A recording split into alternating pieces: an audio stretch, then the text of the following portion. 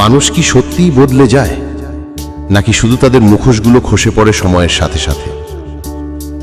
নিজের কাছে বারবার এই প্রশ্নটা করেছি, আর প্রতিবারই একটা কষ্ট নিয়ে ফিরে আসে এই নির্মম সত্যটা। যখন কাউকে খুব কাছের ভাবি, যখন বিশ্বাস করি সে চিরদিন একই থাকবে, তখন একরাশ শূন্যতা নিয়ে দেখি সেই মানুষটা সময়ের সাথে পাল্টে যাচ্ছে।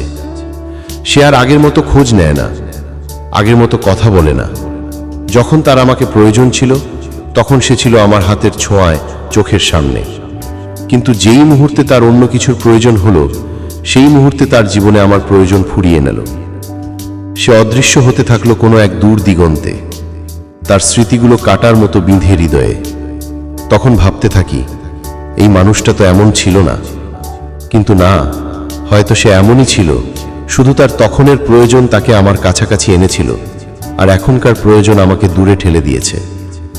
এই প্রয়োজনগুলোই মানুষকে স্বার্থপর করে তোলে, মুখোশ পরিয়ে দেয় তাদের মুখে। তবুও ভালো থাকুক স্বার্থপরতা, সুখে থাকুক মুখোশের আড়ালের মানুষটা। আমি জানি আমি শক্তিশালী, আমি হাঁটব, হাঁটতেই থাকব। সত্যিকারের কেউ তো অবশ্যই হাঁটবে আমার সাথে।